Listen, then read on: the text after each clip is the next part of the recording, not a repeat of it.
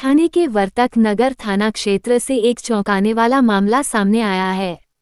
यहाँ 21 वर्षीय युवती जो दीपक एजेंसी भांडुप के माध्यम से घरेलू कामगार के तौर पर काम कर रही थी, ने आरोप लगाया है कि कोरेस नक्षत्र टावर स्थित हस्त बिल्डिंग के निवासी अनिल घारगे ने उसके साथ छेड़छाड़ की। शिकायत के अनुसार आरोपी ने बार बार पीड़िता को अपनी प्राइवेट पार्ट्स पर तेल लगाने और मसाज करने के लिए मजबूर किया।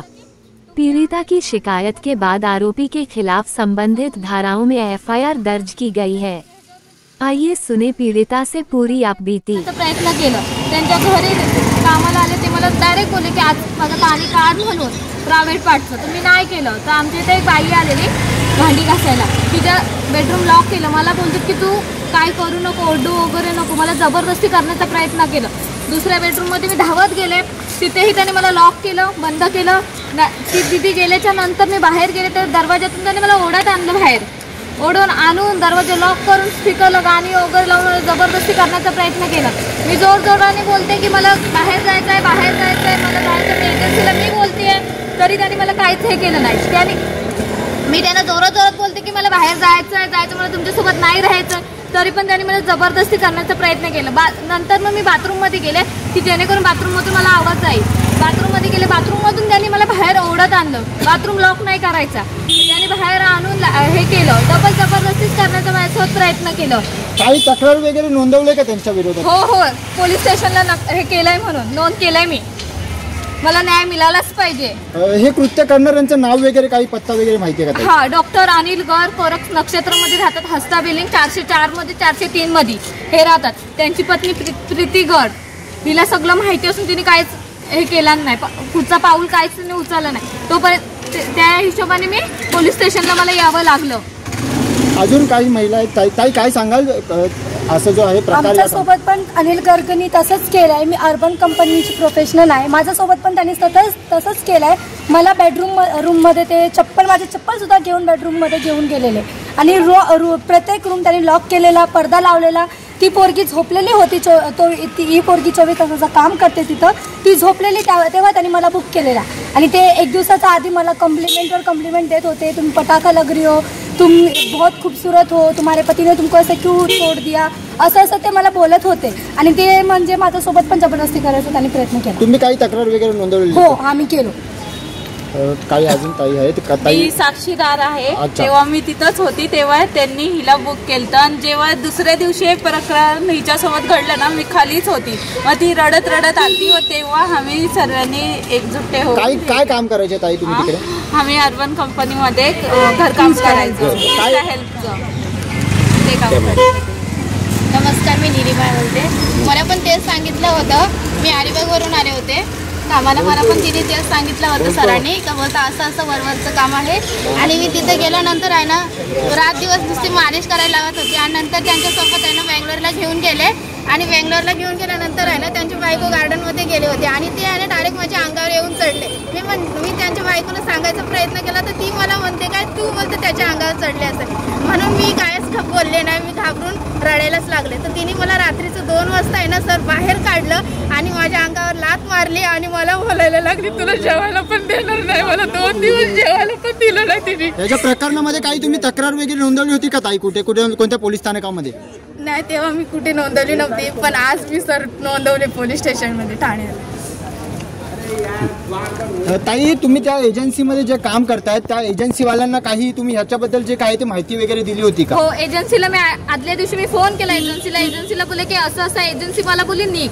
त्याच रात्री माझ्यासोबत हे झालं, त्याच्यावर मी स्वतःहून निघाले। त्या एजन्सीने काही कारवाई वगैरे केली का? त्या म्हणजे आता जर ती एजन्सी आहे, ती एजन्सीने काही त्यांना जी आहे ती काही हे केलं का? तक्रार त्यांच्या विरोधात काही तक्रार नाही? दुसऱ्या दिवशी एजन्सीला मी रेकॉर्ड पाठवता, एजन्सीने मला फोन केला आणि मला बोलते बघ तुला आम्ही काढायला सांगितलं, आम्ही तुला काढलं, तुझा पेमेंट होता, आम्ही तुझा पेमेंट दिला, त्याच्यानंतर तुझा आणि आमचं कॉन्टॅक्ट संपलं, जे बोलायचं होतं ते त्यानं मी बोलून झाले, आता तुला कंप्लेंट करायची, तू बिंदास कंप्लेंट कर। आणि कंप्लेंट करून मी एजन्सीला दुपारी 2-2:30च्या आसपास एजन्सीला मी फोन केला, 3-3:30च्या, एजन्सीने माझा फोनही रिसिव्ह नाही केला आणि अजूनपर्यंत एजन्सीचा मला फोन नाही आलाय। जेव्हा मी कंप्लेंट केली त्याच्यानंतर मला सरांनी सांगितलं की एजन्सीला कॉल कर, एजन्सीला मी फोन केला, एजन्सी मला आलीच नाही, अजूनपर्यंत एजन्सीने मला फोन केला नाही। ताई तुम्हाला असं वाटतंय का पत्नी सहकार्य करते डॉक्टरची?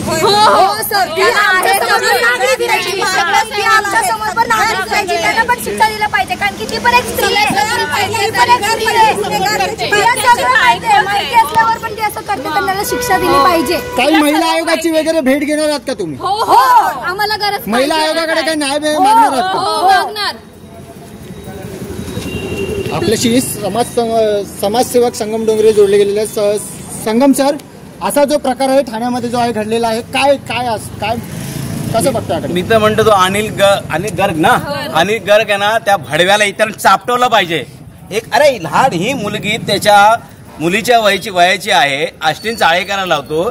हे प्रत्येक हे गरीब आहे बिचारे, या बिचाऱ्या गरिबांना ते कामाला बोलवतात, काम करून घेतात. अहो वेळ जेवायला पण देत नाही. या मुलीला शिळं अन्न खाऊ घालतात आणि या पोरीला शिळं अन्न खाऊन गेलेला त्रासही झालाय. आणि अशा प्रकारे महिला जेव्हा मला त्रास झाला तेव्हा मी स्वतः दवाखान्यात गेले. मी त्यांना बोलले की मी दवाखान्यात जाते. लक्ष्मण पूजनच्या अगोदर 3-4 दिवस मी दवाखान्यात गेले. मला एमसीचा प्रॉब्लेम होता.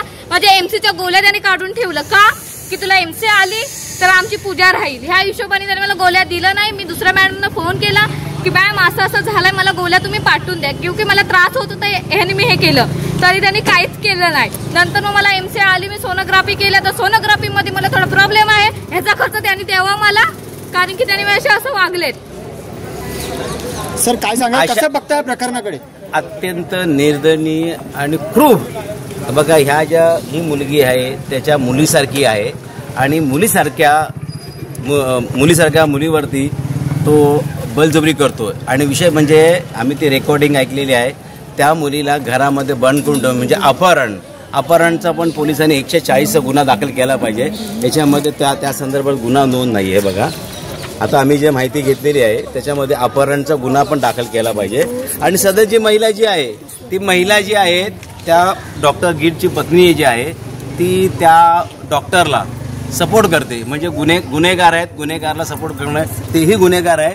तर माझा माननीय पोलीस आयुक्त जे आहेत यांना नम्र विनंती आहे की या माता भगिनींची अशी छेडखानी करेल, अशी कृत्य करेल आणि 70 वय असलं म्हणतो काही करेल का? कायदा सर्वांसारखा. मी तर म्हणतो मला आज छत्रपती शासन पाहिजे होतं. चौरंग केलं, चौरंग. कारण 2-4 लोकांनी चौरंग केल्याशिवाय ना हे जे भडवे आहेत ना सुधारणार नाही.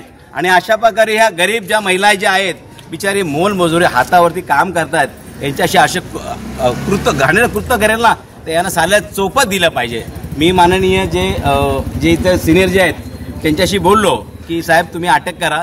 तर साहेब म्हणता की आमचा तपासाचा भाग आहे. अरे मग काय तपासा भाग? म्हणजे हे जे पीडित बिचारे वंचित आहे ते न्यायासाठी प्रतिष्ठित आहे आणि तो मात्र निवांत घरा आराम करतोय. काय कायदा आहे? त्या म्हाताऱ्याला शिक्षा दिली पाहिजे. तो आम्हाला न्याय हवाय, आम्हाला न्याय हवाय, फक्त न्याय. आम्हाला काहीच नको. आम्ही आमच्या पोटासाठी काम करतो. तो स्वतःच एक मनोरुग्ण आहे. मॅडम तुम्ही FIR दाखल केलेली आहात या ठिकाणी. आरोपीला काही अटक वगैरे करण्यात आली? काहीच करू दिलं नाही. या पोलिसांनी काहीच करू दिलं नाही. 11 वाजल्यापासून आम्ही तो कधीच गेला, थांबला नाही. तो कधीच गेला. आम्ही 11 वाजेपर्यंत सकाळी 11ला आलो आणि मला पोलीस संशय नाहीये, पण पोलिसांनी जे 11 वाजताची घटना घडलेली आहे आजपर्यंत 6 वाजले, पण 6 वाजेपर्यंत ती जी FIR दाखल करण्यासाठी उशीर केला. आणि काही जी कलम जी आहेत ती लावायला पाहिजे होते. म्हणजे या महिलांना जबरदस्ती कोंडून घरात ठेवणं म्हणजे अपहरणाचा गुन्हा पण दाखवला पाहिजे. दाखवला पाहिजे. आम्हाला माहिती आहे पोलीस सहकार्य करतील. सगळ्यात मोठी गोष्ट म्हणजे पोलीस आयुक्तांना काय आत्ताच आम्ही संगमजी आणि प्रमिलाताई मांगे मॅडम आमचे भूषण सर्व या ठिकाणी सिनियर साहेबांच्या भेटलो तेव्हा आम्ही त्यांना एक मुद्दा आवर्जून मांडला की आरोपी पोलीस स्टेशनच्या आवारामध्ये येतो, तुम्ही त्याला घेऊन येता. आरोपी या ठिकाणी आले होते का? आरोपी फिर्यादीशी सेटलमेंटची वार्ता करतो. याचा अर्थ काय? खरं बघायला गेलं तर त्या मुद्द्यावर सुद्धा गुन्हा दाखल झाला पाहिजे आणि तो गुन्हा दाखल होत नाही. इथे फिर्यादी सकाळपासून बसलेत आणि आरोपी कोरस टॉवर मध्ये झोपलाय, AC मध्ये बसलेला आहे.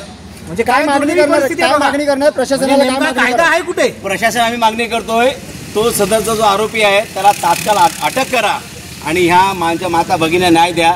आणि हे सगळं न्यायासाठी 11 वाजून उभा आहेत आणि आता वाजले 6. आरोपी येऊन जातो यांना सोडतायत. हा कुठला न्याय आहे? तर पोलिसांनी त्या आरोपीला तात्काळ अटक केलं पाहिजे. न्याय द्या, अजून काहीच नको. आम्ही आमच्या पोटासाठी काम करतो, प्लीज आम्हाला न्याय द्या.